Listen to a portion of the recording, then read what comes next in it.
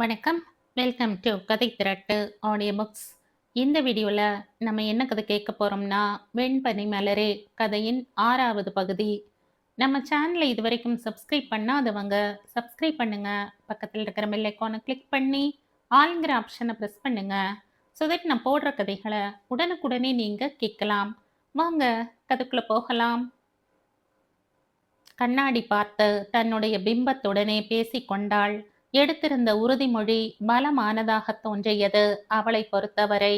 3 மணிக்கு அக்காவின் வீட்டிற்கு கிளம்பிவிட்டாள் யயாதி. யயாதியை பார்த்ததும் தான் தாரிணியின் முகத்தில் மெல்லிய மலர்ச்சி உண்டாகி இருந்தது. சம்பத் இன்னும் வந்திருக்கவில்லை. தனக்கும் தங்கைக்கும் சேர்த்து அரக்கு பதத்தில் காஃபியை கலந்து கொண்டு வந்து தந்தாள். சஞ்சுவுக்கு செய்யும் போது சேர்த்து கிளறி ஒரு கிண்ணம் மேகியை கொண்டு வந்து யயாவுக்கு நீட்ட அவள் முகத்தில் அத்தனை ஆச்சரியம். சித்தி, நீ எப்ப வந்த? தாவி ஓடி வந்து மடியேறி கொண்ட மகளை அணைத்து முதுகில் வாய் பொதித்து கிச்சு கிச்சு மூட்டி விளையாடி கொண்டிருந்தவளை பார்க்க தாரணிக்கு மனம் நிறைந்து போனது. யயா, சாப்பிட்டு முடிச்சிட்டா சிங்க்ல இருக்கிற இந்த பாத்திரத்தை தேய்ச்சி எடுத்து வச்சிடு, நான் போய் குளிச்சுட்டு வந்துடுறேன். தாரணி உள்ளே நகர யயாதி கிச்சனை நோக்கி நகர்ந்திருந்தாள். வேலைகளை முடித்து சஞ்சுவை குளிக்க வைத்து உடைமாற்றி விட்டவள் மாடிக்கு வந்து தானும் தயாராகி கொண்டு வந்தாள். த்ரெட் ஒர்க் செய்த சுரிதார், அதற்கு மெல்லிய இமிட்டேஷன் நகைகள். கீழே சம்பத் வந்திருந்தான். இறங்க போனவள் மெல்லிய தயக்கத்தோடு மாடி திட்டிலேயே அமர்ந்து கொண்டாள். அண்ணாந்து பார்த்தபோது தலைக்கு மேல் தொங்கிய வானம். மாலைக்கு பிறகு இரவு, இரவுக்கு பிறகு என்ன என்று கேட்டு அவளை கேலி செய்வது போல் இருக்க அவசரமாக பார்வையை தழைத்து கொண்டாள். சித்தி, என்ன பண்றீங்க? கீழே இருந்து சஞ்சுவின் சத்தம் கேட்க அவசரமாய் இறங்கி கீழே போனாள். சம்பத் ஆட்டோவை அழைத்திருக்க பயணம் துவங்கி இருந்தது. அம்மாவும் பெண்ணும் ஏதேதோ சலசலத்து கொண்டே வர யயாதி எதிலுமே கவனத்தை செலுத்தாமல் வேடிக்கை பார்த்து கொண்டிருந்தாள். யயா, குரூப் எக்ஸாம்ஸ் அனௌன்ஸ் பண்ணா அப்ளிகேஷன் போட்டு வை. அப்புறம் நடுவில் ஏதாவது செய்ய முடியுமான்னு பார்க்கலாம். தலையை மட்டும் அசைத்து வைத்தாள். நீலாங்கரையை தாண்டி இருந்தது சாவித்திரியின் வில்லா. முதலில் வீட்டுக்கு போய்விட்டு அங்கிருந்து நடை தூரத்தில் இருந்த ஹோட்டலுக்கு வந்து சேர்ந்திருந்தார்கள். லானில் சீரியல் விளக்குகளால் மிதமில்லாத அலங்காரம் செய்து வைத்திருந்தார்கள். கச்சிதமான அலங்காரத்துடன் ஸ்டேஜும் அதை சுற்றி சிகப்பும் வெள்ளையுமான பலூன்களின் அலங்காரம் என்று அழகாக இருந்தது அந்த பகுதியே. ஏராளமான குஷன் சோஃபாக்கள் வட்ட வடிவமாக தனித்தனியாக அமைக்கப்பட்டிருக்க அவற்றின் எதிரில் அலங்கார டீப்பாய்கள். சித்திக்கு முன்ன விட வசதி ரொம்பவே கூடி போச்சு. இவ்வளவு பகட்ட நான் எதிர்பார்க்கல. தாரணி சம்பத்தின் காதை கடித்து கொண்டிருந்தாள். கூட்டம் கூட்டமாய் குழுக்களாய் உறவினர்களும் நண்பர்களும் அமர்ந்திருக்க இவர்களும் சென்று அங்கிருந்த ஒரு சோஃபாவில் அமர்ந்து கொண்டார்கள். எல்லோரும் பார்த்து பொதுவாக புன்னகைத்து வைத்தாள் யயாதி. தாரணி, சின்னதா அது? அச்சோ, அப்படியே பார்வதியை உரிச்சு வச்சிருக்கா. யாரோ வந்து நெட்டி முறித்து விட்டு போக வெட்கமாய் போய்விட்டது. நாணத்துடன் நகைத்தபடி பக்கவாட்டில் திரும்பியவள் ஒரு நிமிடம் சிலையாகி போய்விட்டாள்.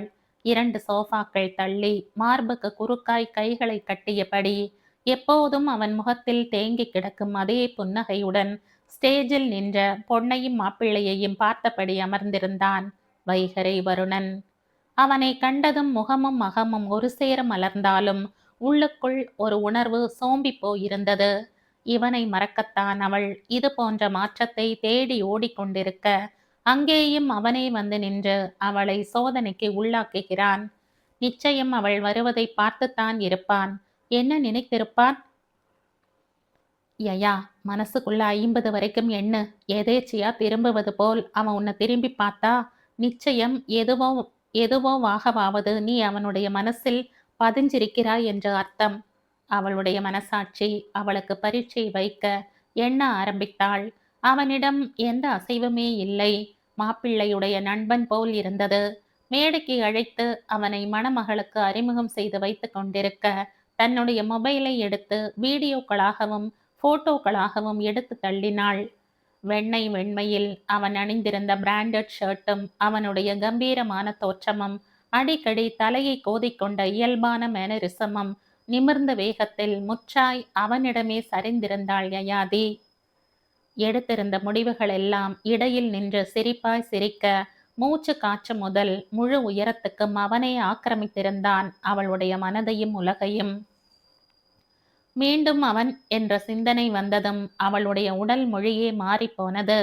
காலையில் இருந்த சோகமும் அமைதியும் விடை பெற்று போயிருக்க, சஞ்சுவை இழுத்து மடியில் அமர்த்தி முத்தமாய் கொடுக்க, எதற்கு இந்த ஆர்ப்பாட்டம் என்று அறிய முடியாத குழந்தை சித்தியை விசித்திரமாய் பார்த்தது. இது போன்ற மேடையில் தானும் அவனுமாய் நிற்கின்ற அந்த நாளை கற்பனை செய்து பார்த்தபோது உடம்பு ஒரு நிமிடம் சிலிர்த்து அடங்கியது.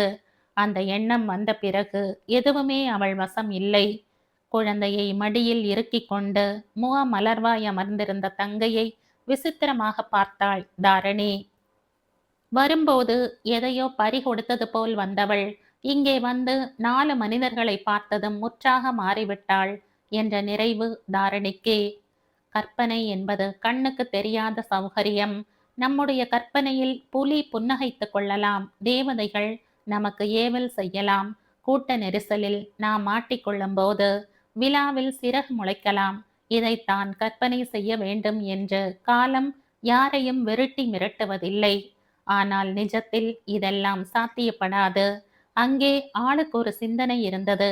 அந்த கற்பனையை உண்மை என்று நம்பிக்கொண்டு தன்னைத்தானே ஏமாற்றிக் கொள்ளும் அப்பாவித்தனமும் அவர்களிடம் இருந்தது. ஆனால் இதுதான் வாழ்க்கை. இந்த ஏமாற்றத்தை அவர்களுமே விரும்புகிறார்கள் உள்ளபடி. என்னை தொலைத்து விட்டேன், என் உன்னை அடைந்து விட்டேன், உன்னை அடைந்ததனால் என்னை தொலைத்து விட்டேன், ஏனோ ஏனேனோ தொலைந்தேன் மீண்டேனோ, ஏனோ ஏனேனோ மீண்டும் தொலைவேனோ ஆயுள் ஆனவனே. தவிர்க்க விரும்புவதைத்தான் மனம் ரசிக்க சொல்லும். வைகரை அந்த மங்கலான மாலையையும் அந்த சூழலையும் வெகுவாய் ரசித்து கொண்டிருந்தான். படித்து முடித்த கையோடு 4 வருடங்கள் துபாயில் வேலை செய்துவிட்டு வந்திருந்த சந்துரு சென்னை திரும்பியதும் வைகரையைத்தான் தேடிக்கொண்டு வந்து நின்றான். காலம் அவர்களை நிறைய உருமாற்றி இருந்தது. மெல்ல அணைத்து விடுவித்த நண்பனை பார்த்து பிரமித்து போனான் சந்துரு. அவன் எங்கிருந்து போன போது இருந்த வைகரைக்கான எந்த அடையாளமும் இல்லாத ஒரு கம்பீரனாய், வளரும் தொழில் அதிபராய், அதுவும் அத்தனை அவமானத்துக்கு பிறகு அங்கேயே நின்று விஸ்வரூபம் எடுத்திருக்கிறான். நிறைய மாறி இருக்கடா மச்சான், பூஸ் பம்பிங்கா இருக்கு உன்னை பார்க்கும்போது, மனதார சொன்னவனை மறுபடியும் அணைத்து விடுவித்தான். சொல்லுடா, எதுக்கு ஒட்டகம் மேய்க்கிற வேலையை விட்டுட்டு சென்னைக்கு வந்திருக்க? என்னது ஒட்டகம் மேய்க்கிறனா? நீ துபாய் வந்து பார் மச்சி, அங்க இருக்கிற ஒவ்வொரு துளி மண்ணும் வருங்காலத்துல என் பெருமை பேசும். சந்துரு காலரை தூக்கி விட்டு கொண்டு சொன்னான். சந்துரு, வருவையும் உன் கூடவே கூட்டிட்டு போயிடு. இங்க அவன் இருக்க வேண்டாம். அவன் வயசுக்கு நிறையவே அவமானத்தை பார்த்துட்டான். அதெல்லாம் மறந்து இங்கிருந்து அவனால மேலே எழவே முடியாது. எங்க குடும்பத்துக்கே அவன் ஒருத்தந்தான் தம்பி இருக்கான். அவனுக்கு ஒண்ணுன்னா எங்களால தாங்க முடியாது. சந்துரு விடை பெற வீட்டுக்கு வந்தபோது கைகளை பற்றி கொண்டு பவானி அழுத காட்சி அப்படியே நினைவில் இருக்கிறது. எனக்குன்னு இனி எதுவுமே இல்லம்மா, எல்லாமே இனி எனக்கு என் குடும்பம்தான். எங்க விழுந்தனோ அங்க எழுந்து நின்று காட்டணும், காட்டுவேன் அன்று ஓங்கி சொன்னவன் இன்று காட்டி விட்டான் என்றுதான் தோன்றியது. எதுக்குடா நிச்சயத்தையும் கல்யாணத்தையும் தள்ளி வச்சிருக்க? அடுத்தடுத்து வச்சிட வேண்டியது தானே. இனி இங்கதான் மச்சான், முதல்ல நிச்சயத்தை பண்ணிட்டு நெமிலிச்சேரியில ஒரு ஸ்டீல் பிளானட் ஆரம்பிக்கிற வேலையில மும்முரமா இருக்க. அதெல்லாம் நல்லபடியா ஸ்டார்ட் ஆனதும் கல்யாணத்தை வச்சிருக்கிற பிளான்ல இருக்கேன். நல்ல விஷயந்தான். யூனிட்டுக்கு டூம்ஸ் நம்ம கடை சப்ளமச்சி, நீ என்னோட திக் ஃப்ரெண்டுங்கிறதால வாங்குற பொருள்களுக்கு இலவசமா பெப்பர்மின்ட் பாக்கெட் வழங்கப்படும் சொல்லிவிட்டு அட்டகாசமாய் சிரித்தவனை அடித்து கேலி செய்து தங்களுடைய பழைய நாள்களுக்கு பயணம் செய்திருந்தார்கள். குறிப்பிட்ட நேரத்துக்கு முந்தியே வந்து விட்டிருந்தான் வைகரை. இந்த சூழலும் சந்தோஷமும் அவனுடைய மனதிற்கு நேர்மறையான உணர்வை தந்தது. அந்த சந்தோஷத்தோடு ஏதோ உணர்வு உந்தியவனாக திரும்பி பார்த்த போதுதான் யயாதி வந்து கொண்டிருந்தாள் குடும்பத்தோடு. அவள் கைகளை பற்றி தொங்கி ஊசலாடிக்கொண்டு சித்தி சித்தி என்று வாய் ஓயாமல் பேசிக்கொண்டு வந்த சிறுமியின் துள்ளாட்டத்தை ரசித்தான்.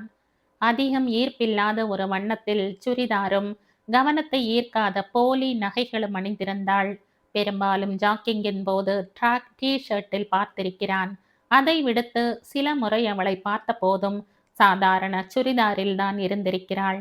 இன்று அவள் உடுத்தியிருந்த சுடிதாரும் பெரிதாய் சொல்லிக் கொள்ளும்படி இல்லை. இன்னும் கொஞ்சம் சிரத்தை எடுத்து உடுத்தியிருக்கலாம் என்று அவனுக்கு தோன்றியது. ஆனால் அந்த எண்ணம் தோன்றியதுமே திடுக்கிட்டான். அவளிடமிருந்து அவசரமாக பார்வையை விலக்கிக் கொண்டான். அதன் பிறகு அவள் இருந்த பக்கமே திரும்பவில்லை என்றாலும் தன்னையே துளைக்கும் இன்னொரு பார்வையின் சங்கடத்தை அவனுக்கு உணர முடிந்தது. அந்த இயல்பை அவன் சுத்தமாக ரசிக்கவும் இல்லை. குடும்பத்தோடு வந்திருக்கிறாள், பக்கத்தில் அவள் சொந்தங்கள் இருக்கின்றன. அதையும் மீறி தாவுகின்ற உணர்வையும் பார்வையும் அவன் சுத்தமாக வெறுத்தான்.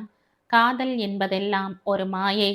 இந்த பார்வை பரிமாற்றமும் இரகசிய தழுவல்களையும் நம்பி காதல் என்ற உணர்வின் மீது பித்து கொண்டு விட்டால் மொத்த வாழ்க்கையும் ஏமாற்றம்தான். அந்த கேடுகட்ட புத்தகத்தை புரட்டி பார்த்தவன் என்பதால் அவன் அத்தனையும் உணர்ந்திருந்தான். படிச்சுட்டு சட்டு புட்டுன்னு வேலைக்கு போ யயாதி. உன் கல்யாணத்துக்கு உன் பக்கம் இருந்து ஏதாவது ஹெல்ப் பண்ற மாதிரி இருக்கும்ல. உறவுக்காரர்கள் யாரோ வம்பு பேசி கொண்டிருக்க சோர்ந்து போன தங்கையின் முகத்தை பார்த்த தாரணிக்கு சங்கடமாய் போய்விட்டது. பஃபே சிஸ்டத்தில் பந்தி ஆரம்பித்திருக்க வைகரை அந்த பக்கம் செல்வது தெரிந்தது. யயாதிக்கும் பரபரப்பு உண்டாகிவிட்டது. தாரணியை திரும்பி பார்த்தாள். அவள் உறவுக்கார பெண்களுடன் பேச்சு சுவாரஸ்யத்தில் இருந்தாள். இவளை எதிர்பார்த்தால் ஆகாது என்று யோசித்தவள் தாரணியின் கைகளை சுரண்ட திரும்பி பார்த்தாள். என்னடி, சாப்பிட போகலாமா தாருக்கா? தாரணி தலையசைத்து விட்ட கணவனை தேட அவன் தள்ளி நின்று தாரணியின் சித்தி குடும்பத்தோடு பேசி கொண்டிருந்தான். உண்மையில் அந்த காட்சியை பார்த்தவளுக்கு தன் கண்ணையே நம்ப முடியவில்லைதான். பொதுவாகவே தாரணி குடும்பத்து வகையறாக்களுடன் ஒட்டாதவன். உலக அதிசயத்திலும் அதிசயமாய் பேசி கொண்டிருப்பவனை எதற்கு இடைவிட்ட என்று நினைத்தவள், மாமா உலக அதிசயமா? நம்மோட சொந்தக்காரங்களோட பேசிட்டு இருக்கார். நான் அவர் கூட சேர்ந்துக்கிறேன், நீ பாப்பா அழைச்சிட்டு போய் சாப்பிட்டுட்டு வா என்று சொல்லி அனுப்பி வைத்தாள். மனம் துள்ளாட்டம் போட ஆரம்பித்தது. சஞ்சுவை ஒரு கையில் பிடித்து கொண்டு ஆர்ச் வடிவில் இருந்த நுழைவாயிலை கடந்து சாப்பாடு பந்தி கூடத்துக்கு வந்தாள். நிறைய கூட்டம் இருந்தது. அங்கே குழந்தைகளை கவர நிறைய ஸ்டால்களை வைத்திருந்தார்கள். அவற்றை எல்லாம் பார்த்ததும் சஞ்சனா அவள் வசம் இல்லை. வாவ் சித்தி, அங்க பாரேன்! கத்திக்கொண்டே ஓடியவளின் கூச்சலில் எல்லோரும் திரும்பி பார்க்க அந்த எல்லோரிலும் வைகரையும் இருந்ததுதான் தனி சிறப்பு. அவனுடைய முகத்திலும் மெல்லிய முறுவல் ததும்ப அதை பார்த்த யயாதிக்கு குதூகலத்தில் மனம் தள்ளாடியது. பலூன்களால் ஒரு உலகத்தை உருவாக்கி இருக்க உள்ளே உருண்டு புரண்டு கொண்டிருந்த குழந்தைகளுடன் சஞ்சுவும் சேர்ந்து கொள்ள தள்ளி நின்று ரசித்தாள் யயாதி. சட்டென்ற நட்புகளும் உருவாகி போக அந்த குட்டி உலகத்தை விட்டு சஞ்சுவை நகர்த்துவது பெரும் பாடாக இருந்தது. நீ போய் சாப்பிடு ஐயா, இங்கிருந்து பாப்பா எங்கேயும் போக மாட்டா. அதான் குழந்தைங்க எல்லாம் இருக்காங்களே. உறவுக்கார பெண் வந்து நம்பிக்கை தந்தாலும் கொஞ்ச நேரம் அங்கேயே நின்றாள். சஞ்சு நகர்வதாக இல்லை. ஆனால் வைகரை நகர்ந்து கொண்டே இருந்தான். எதையோ தீர்மானித்தவளாக தட்டோடு அவன் பின்னாக சென்று நின்றாள். அவன் எடுக்கின்ற உணவை அவளும் எடுத்தாள். சப்பாத்தி, mushroom gravy, gobi Manchurian, pasta என்று விதவிதமாய் ருசித்தான். அதையே அவளும் எடுத்தாள். அவனும் உணர்ந்தான். தன் அடி ஒற்றி பின்னாகவே வருபவளை கடை கண்ணில் பார்த்தாலும் ஏறிட்டு பார்க்கவில்லை. ஒரு கட்டத்தில் அவளுடைய செயல் ஒருவித அசௌகரியத்தை தர சட்டென்று திரும்பியவனை அதிர்ந்து போய் பார்த்து கொண்டு அப்படியே நின்றாள். என்ன என்பது போல் புருவத்தை மடக்க யயாதிக்கு உள்ளுக்குள் வேர்த்தது. வீட்ல கூடத்தானே வந்திருக்காங்க, உன்னை பத்தி சொல்லட்டுமா? முகத்தில் துளி காரம் இல்லாமல் தட்டில் இருந்த பாஸ்தாவை ஸ்பூனால் கிளறிக்கொண்டே உணவை பார்த்து கொண்டே அவன் கேட்க மொத்தமாய் அடி வாங்கினாள் யயாதி. அவனுடைய கற்பனையில் அவள் யார்? விவஸ்தையும் புரிதலும் இல்லாமல் பின்னே சுற்றும் விடலை சிறுமியா? நான் என்ன செய்தேன் சொல்றதுக்கு? ஏதாவது இருந்தால் போய் சொல்லுங்க. தீர்க்கமாய் வந்தது பதில். ஆனால் அவனைப் போல் முகம் தவிர்த்து நிலம் பார்த்து சொன்னது அல்ல. நேருக்கு நேராய் அவன் முகத்தை பார்த்து சொன்னவளை வியந்து போய் பார்த்தான் வைகரை. அவங்க என் அக்காதான். அவங்களதும் காதல் திருமணம்தான். கண்டிப்பா என்னுடைய அன்பு புரியும். உங்களை விரும்புறேன்னு தான் சொன்னேன். பதிலுக்கு நீங்க என்னை விரும்புங்கன்னு எல்லாம் நான் உங்களை ஃபோர்ஸ் செய்யல. ஒவ்வொருத்தருக்கும் காதலுக்கு தனித்தனி இலக்கணம். என்னோட இலக்கணம் இதுதான். எடுத்த உணவை சாப்பிடாமலே அங்கே வைத்துவிட்டு திரும்பியவளை இன்னுமே அதிர்வு விலகாமல் பார்த்து கொண்டு அப்படியே நின்றான். இவளுக்கு ஏன் இவ்வளவு கோபம் வருகிறது? அவள் செயலில் நியாயம் இருக்கிறது என்று தனக்குத்தானே நம்ப வைத்துக் கொண்டிருக்கிறாளா? அவன் வியப்பு அகலாமல் நிற்க வேகமாக இருக்கையில் வந்து அமர்ந்திருந்தாள். தாரணியும் சம்பத்தும் அங்கே இல்லை. அவர்கள் சாப்பிட போயிருக்கலாம் என்று தோன்ற அமைதியாக பார்வையை சலனப்பட அனுமதிக்காமல் அப்படியே அமர்ந்திருந்தாள் யயா. 20 நிமிடங்கள் கழித்து தாரணியும் சம்பத்தும் வந்தவர்கள் யயாவிடம் சஞ்சு எங்கே என்று கேட்க அப்போதுதான் கவனித்தாள் சஞ்சு அங்கே இல்லை. அவ உன் கூட இல்லையாக்கா? திணறலாய் கேட்டவளை எரித்து விடுவது போல் தாரணி பார்க்க அதற்குள் உறவுக்காரர்கள் சிலர் என்னவென்று விசாரித்து கொண்டு வந்து நின்றார்கள். என்ன, என்னையே எங்கேன்னு திருப்பி கேட்கிற? உன் கூட தானே சாப்பிட வந்தா? யயாதி அவசரமாய் எங்கே சஞ்சு விளையாடி கொண்டிருந்தாளோ அங்கே ஓட அங்கே குழந்தைகளே இல்லை. சட்டென்று அடி வயிற்றை என்னவோ செய்தது. நெருக்கமான உறவுகள் தவிர சாப்பிட்டு முடித்தவர்கள் சிலர் கிளம்பிக் கொண்டிருந்தார்கள். சஞ்சு, சத்தமாக அழைத்து கொண்டே லான் முழுக்க ஓடி தேய்ந்தாள். அது ஒரு பெரிய ஹோட்டலின் லான் பகுதி. இதை தாண்டி வெளிப்பக்கம் இரும்பு வேலி போட்டிருக்க அதற்கு வெளியே பெரிய கார் கேரேஜும் அங்கே பழுது பார்க்க வந்த ஏராளமான வாகனங்களும் நிறுத்தி வைக்கப்பட்டிருந்தன. அரவம் குறைந்த பெரிய தெருக்களை பார்த்ததும் யயாதியின் அடி வயிறு பதறியது. சஞ்சு, சஞ்சுமா, நான் சித்தி வந்திருக்க, எங்க இருக்க? நிசப்தமான தெருக்களில் சத்தமிட்டு கொண்டிருந்தாள். நொடியில் உலகத்தில் நடந்த அத்தனை அசம்பாவிதங்களும் ஒரு சேர மூளையில் வந்து போக விதிர்த்து போய் மீண்டும் ஃபங்க்ஷன் நடக்கும் லானுக்கே ஓடி வந்தாள். அவள் ஏற்றி வைத்திருந்த பரபரப்பு அங்கே எல்லோரிடமும் தொற்றி இருப்பது தெரிந்தது. ஆளுக்காள் ஒரு பக்கம் பரபரத்து கொண்டிருக்க நடுக்கத்துடன் திரும்பி வந்தவளை தாரணியை சுற்றி நின்ற கூட்டம் ஓடி வந்து எதிர்கொண்டது. யயா எங்க சஞ்சு? யாரோ கேட்க 2 கைகளையும் விரித்து காணோம் என்று சொல்வதற்குள் அழுதிருந்தாள். அதுவரைக்கும் ஏதோ ஒரு கட்டுப்பாடுடன் நின்ற தாரணி முற்றாக கட்டுப்பாட்டை இழந்தவளாக ஆக்ரோஷமாக வந்து ஓங்கி ஒரு அறை விட அத்தனை பேரும் விக்கித்து போயிருந்தனர். கூட்டத்தின் நடுவில் நின்ற வைகரைக்கு அப்படி ஒரு கோபம் வந்தது. என்ன பெண் இவள்? ஏதாவது ஒரு இடத்திலாவது நான் பொறுப்பானவள், சரியானவள் என்று நிரூபித்திருக்கிறாளா? இந்த லட்சணத்தில் ரோஷம் வேறு வந்து நெஞ்சை நிமிர்த்தி கேள்வி கேட்கிறாள். இதில் காதல் மட்டும்தான் ஒரு கேடு. ஐயோ தாரு, என்ன இது? வயசு பொண்ணு இத்தனை பேர் பார்க்க கை நீட்டுறது. பாவம், தாய் தகப்பன் இல்லாத பொண்ணு. சாவித்ரி அருகில் வந்த யயாதியை அணைத்து கொள்ள அடித்த போது வராத கண்ணீர் சித்தி அணைத்த போது யயாதிக்கு வந்தது. சட்டென்ற தலையை குனிந்து கொண்டு அவள் அழுக தாய் தகப்பன் இல்லாத பெண் என்ற வார்த்தையும் அவளுடைய கண்ணீரும் இனம் புரியாத தாக்கத்தை வைகரைக்குள் உண்டாக்கியது. சித்தி, உங்களுக்கு இவளை பத்தி தெரியாது. எதுலையாவது பொறுப்பா இருந்திருக்காளா? அப்பா இருக்கிற வரைக்கும் அவரை ஆட்டி படைச்சா. எதுலையும் துளி பொறுப்பு கிடையாது. சொன்னாலும் கேட்கிற மனநிலையும் இல்ல. தாய் இல்லாத பிள்ளைன்னு எது கேட்டாலும் செய்து அப்பாவும் செல்லம் கொடுத்துட்டு போயிட்டார். அதனால வளர்ந்து நிக்கிறது பிடிவாதம் மட்டும்தான். ஹாஸ்டல் போனாலாவது திருந்து வாழ்னு பார்த்தா அதுவும் இல்ல. அங்க போய் பொறுப்பில்லாத்தனமும் வரட்டு பிடிவாதமும் கூடி போச்சு. கேட்பார் இல்லாத தன் போக்கு. ஆனா கடைசியா எல்லாம் என் தலையில வந்து விழுந்திருக்கு. அப்பா என் தலையில இவளை கட்டிட்டு போயிட்டார். இப்போ என் குழந்தைய நான் எங்கன்னு போய் தேடுவேன் சித்தி. தாயாக தாரணியின் பரிதவிப்பு எல்லோருக்கும் புரிந்தது. அவளும் தான் என்ன செய்வா? யயாதி இன்னொரு வீட்டுக்கு வாழ்க்கைப்பட்டு போனவ. உன்னை இத்தனை கவனிச்சுக்கிறதே பெருசு. இதுல பொறுப்பா இருக்க வேண்டாமா? குழந்தை நீதானே கூட்டிட்டு போன. அவ எங்க போனான்னு கூட தெரியாம என்ன பண்ணிட்டு இருந்த? நச்சென்று தலையில் அடித்தது போல் இருந்தது யயாதிக்கு. தாரணி கிட்டத்தட்ட மயங்கியே இருக்க தேடிக்கொண்டு போன சம்பத் குழந்தையை எங்கேயும் காணவில்லை என்று சொல்லி கொண்டு வந்து நின்றான். அங்கே நிலைமை இன்னும் மோசமாக சட்டென்று சுதாரித்த வைகரை கூட்டத்தை விலக்கி கொண்டு முன்னே வந்தான். டென்ஷன் ஆகாதீங்க, பதட்டம்தான் பாதி பிரச்சனைகளுக்கு காரணம். பிரதர், நீங்க என் கூட வாங்க. சந்துரு, நீயும் வாடா என்றவன் அங்கே இருந்த இன்னும் 4-5 இளைஞர்களை அழைத்து கொண்டான்.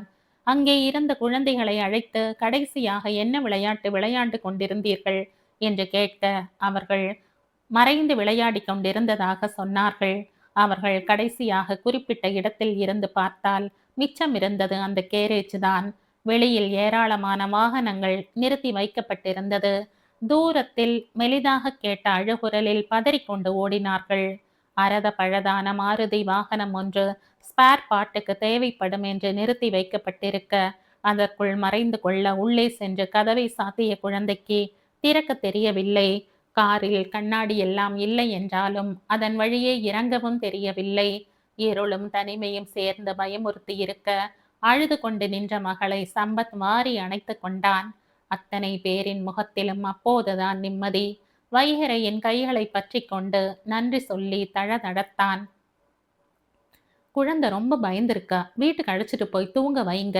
தோளை தட்டி விட்டு நகர்ந்தான். குழந்தையை பார்த்ததும் தான் தாரணிக்கு சென்ற உயிர் மீண்டது. அதுவும் அலறிக்கொண்டு வந்து கட்டி கொண்டவளை பார்த்தபோது இன்னும் உயிர் பதறியது. சாவித்ரி சித்திக்கு தன் வீட்டு விசேஷத்தில் இப்படி ஒரு அசம்பாவிதம் நடந்திருக்க கூடாது என்று சங்கடமாய் போய்விட்டது. இவர்தான் பாப்பா சரியா இங்கதான் இருப்பார்னு கண்டுபிடிச்சது. சம்பத் வைகரையை தாரணிக்கு அறிமுகம் செய்ய கையெடுத்து கும்பிட்டு நன்றி சொன்னாள். யயாதி அப்படியே நின்றாள். நிலத்தில் வெறித்த பார்வை நகராமல் அப்படியே இருந்தது. பொறுப்பா இரு ஐயா, அப்பா இருந்த காலம் வேற. ஆளுக்காள் அறிவுரை செய்து கொண்டிருந்தார்கள். அழுத்தமான பார்வையை அவள் மீது பதித்துவிட்டு வைகரை கடந்து போனான். எதற்குமே அவள் அசையவில்லை. ஆட்டோ வந்து நிற்க ஏறி கொண்டவள் தெருமுனையில் ஆட்டோவை நிறுத்த சொல்லி இறங்கிக் கொண்டாள். சஞ்சு பயத்திலேயே அம்மாவின் மடியில் படுத்து உறங்கி இருந்தாள். தாரணி எதுவுமே சொல்லாமல் அமைதியாக இருக்க, சம்பத் மனைவியை ஒரு அழுத்த பார்வை பார்த்தவனாக யயாவிடம் திரும்பினான். மணி 9க்கு மேலே ஆகுது ஐயா, வீட்டுக்கு போயிட்டு காலையில ஹாஸ்டல் போகலாம் என்றான். தாரணி எதுவுமே சொல்லாமல் அமர்ந்திருந்தாள். மனம் விட்டு போனது யயாதிக்கு. இல்ல மாமா, லாஸ்ட் பஸ் போயிருக்காது, நான் பார்த்துக்கிறேன் என்றவள் மறுமொழிக்கு நிற்காமல் அந்த இடத்தை கடந்திருந்தாள். தனிமையும் இருளும் சேர்ந்து இத்தனை நேரம் தாக்கு பிடிக்க நிறுத்தி இருந்த கண்ணீர் தன் போக்கில் கன்னத்தில் வழிந்தது. அரவமற்ற அந்த சாலையில் அழுது கொண்டே தனியாக நடந்தாள். அவனை நான் பார்த்திருக்கவே கூடாது, அவனை நினைத்திருக்கவே கூடாது, இந்த ஃபங்க்ஷனுக்கு வந்திருக்கவாவது கூடாது, குறைந்தபட்சம் நான் பிறந்தாவது இருக்கக்கூடாது. துடைக்க துடைக்க கண்ணீர் வழிந்து கொண்டே இருந்தது. ஹாஸ்டல் வந்து சேர்ந்த போது மணி 10ஐ தாண்டி இருந்தது. ஹாஸ்டல் வந்து சேர்ந்து விட்டாளா என்று சம்பத் தான் அழைத்து கேட்டான். ஆனால் தாரணி சொல்லாமல் அவன் கேட்டிருக்க மாட்டான் என்று தெரியும். யயாவின் முகத்தில் தெரிந்த வருத்தத்தை கண்ட பல்லவி மேற்கொண்டு தோண்டி துருவாமல் விட்டுவிட்டாள். வலியும் களைப்பும் அயர்ச்சியும் நடந்து முடிந்த சம்பவங்களின் அதிர்ச்சியும் சேர்ந்து அழுத்த யயா உறக்கத்தை அணைத்திருந்தாள் முன்கூட்டியே. ஆனால் அங்கே வைகரை உறக்கம் தீண்டாமல் நெற்றி பொட்டை தேய்த்து கொண்டு படுக்கையில் கிடந்தான். யயாதியின் வரவு அவனுக்கு பழைய நினைவுகளை கிளறி விடுவதாலேயே அவளை கொள்ளளவுக்கு அதிகமாய் வெறுத்து கொண்டிருப்பது அவனுக்குமே புரிந்தது. ஆனால் இன்று சபையில் அவள் பட்ட அவமானம் ஒரு வலிய சுவரில் விழுந்த துளையாக அவனுடைய ஸ்திரத்தை குலைத்திருக்கிறது. உன்னை காதலிக்க சொன்னேனா என்று அவள் சீறிக்கொண்டு கேட்ட அர்த்தமில்லாத கேள்வியை நினைத்த போது சிரிப்பும் வந்தது. அவன் நேசிக்கவே இல்லை என்றால் காலம் பூராவும் அவள் மட்டும் நேசித்து கொண்டே இருந்து விடுவாளாக்கும். கண்களை மூடி படுக்கையில் சரிந்தான். அடுத்த முறை அவளை சந்திக்க வாய்ப்பு கிடைத்தால் நல்லபடியாக அட்வைஸ் செய்ய வேண்டும் என்ற மனதிற்குள் எண்ணிக்கொண்டான். காலையில் வழக்கமான நேரத்துக்கு பார்க்குக்கு வந்து சேர்ந்தவன் பல சுற்றுகள் ஓடி முடித்திருக்க, எப்போதும் அந்த நேரத்துக்கு அங்கு வந்து சேர்ந்திருக்கும் யயாதி வரவே இல்லை. மெல்லிய கோபமும் ஏமாற்றமும் ஒரு சேர எட்டி பார்த்தது. முகத்தில் அரைந்த வெயிலோடு வந்து வாசலில் காத்திருக்க யயாதி வருகின்ற அரவமே இல்லை. பிளாக் டீக்கு சொல்லிவிட்டு சிமெண்ட் பெஞ்சில் அமர்ந்து கொண்டான். எத்தனை தாமதித்து குடித்தாலும் குவளைகள் காலியாகத்தான் செய்கின்றன. எழுந்து கொண்டான். ஏன் வரவில்லை என்ற கேள்வி வண்டாக குடைந்தது. நேற்று பட்ட அவமானத்தில் துவண்டு போயிருப்பாளோ என்று யோசித்த போது இன்னும் வருத்தமாக இருந்தது. ஏதேதோ யோசித்தபடி வண்டியை கிளப்பி இருந்தான். விழித்துத்தான் இருந்தாள் யயாதி. ஆனால் விடியலை இனி கண் கொண்டு காண்பதில்லை என்ற முடிவோடு படுத்திருந்தாள். தனிமை அவளை வெகுவாய் துக்கப்படுத்தியிருந்தது. கரைக்க கரைக்க கரையாத கல்லாய் கண்ணீர் ஊறிக்கொண்டே இருந்தது. அதுவும் இவள என் தலையில கட்டிட்டு அப்பா போயிட்டார் என்று சொன்ன வார்த்தை அவளை வெகுவாய் அசைத்தது. அப்பாவின் செல்ல மகள்தான். ஒரு சின்ன உலகத்தில் அவளும் அப்பாவும் மட்டும்தான். +2 படிக்கும் தடிக்குமரியை மடியில் அமர வைத்து சோறு ஊட்டுவார். அவருக்கு பிறகு அவள் வாழ்க்கையில் அன்பு காட்ட யாருமே இல்லை என்று உணர்ந்திருந்தாரோ என்னவோ அப்படி ஒரு அன்பை காட்டினார். அவருக்கு பிறகு அதை யாரிடமுமே பெற முடியாது என்ற தெளிவு யயாவுக்கு இருந்தது.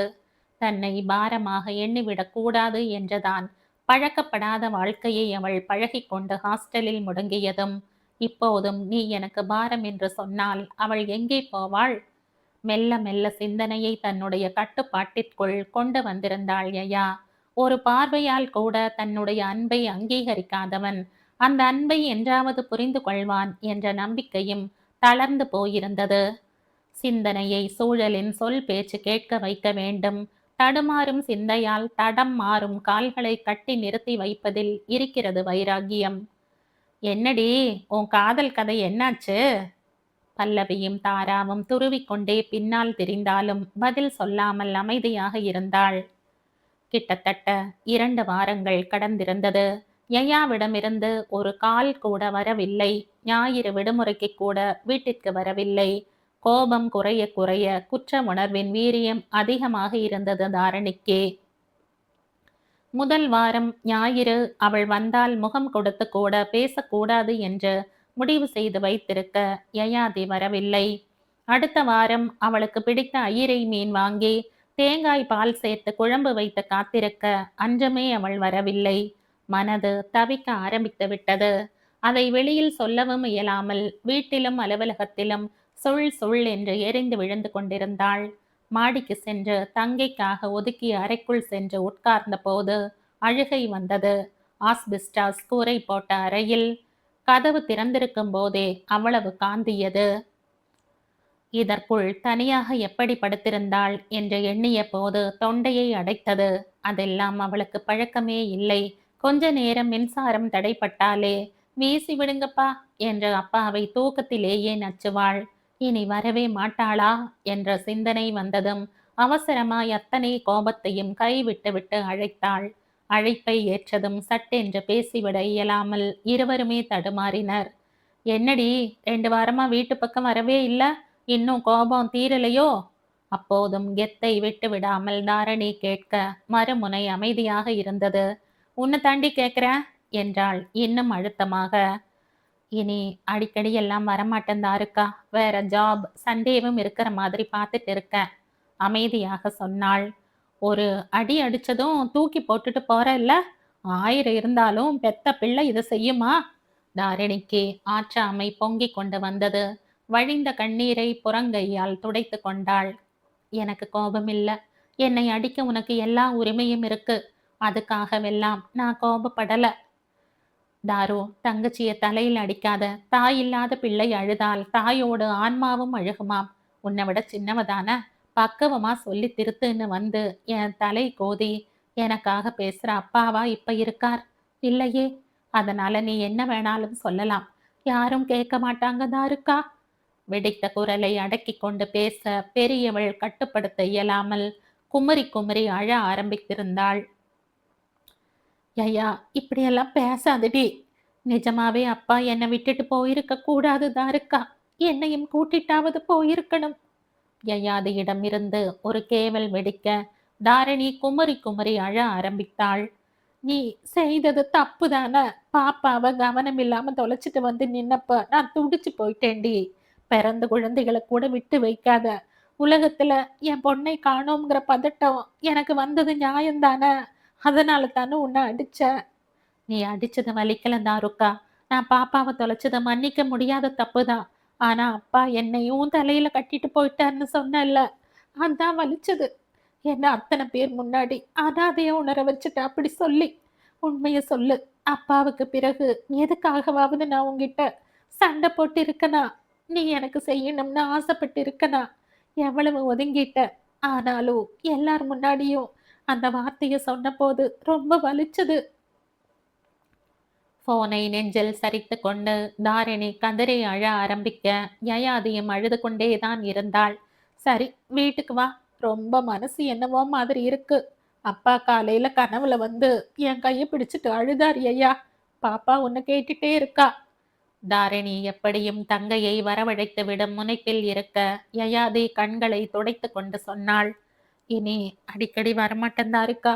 ப்ளீஸ் என்னை வற்புறுத்தாத. கொஞ்சமாவது நான் ஸ்டெடி ஆகறேன் என்றவள் இணைப்பை விட்டு வெளியேறி இருந்தாள். காலம் அவளை பார்த்து கசப்பாய் புன்னகைத்தது. தந்த வாக்கையும் சொல்லிய சொல்லையும் காப்பாற்றி வைப்பது சமயோசிதம். அதை மட்டும் செய்திருந்தால் பைத்தியக்காரியாய் தெரு தெருவாய் கண்ணீரோடு ஓடுகின்ற நிலை அவளுக்கும் வந்திருக்காது. தலகோதும் இளம் காத்து சேதி கொண்டு வரும். மரமாகும் விதையெல்லாம் வாழ சொல்லித் தரும். கலங்காத கலங்காத நீயும் நெஞ்சுக்குள்ள. இருளாத விடியாத நாளும் இங்கில்ல. ரொம்ப பக்கம்தான் பக்கம்தான் நிழல் நிக்குதே நிக்குதே. உன்னை நம்பி நீ முன்ன போகையிலே பாதை உண்டாகும். நிக்காம முன்னேறு. கண்ணோரம் ஏன் கண்ணீரு. அன்பால நீ கை சேரு கை சேரு. இந்த கதையின் தொடர்ச்சியை அடுத்த பதிவில் கேட்கலாம். நன்றி.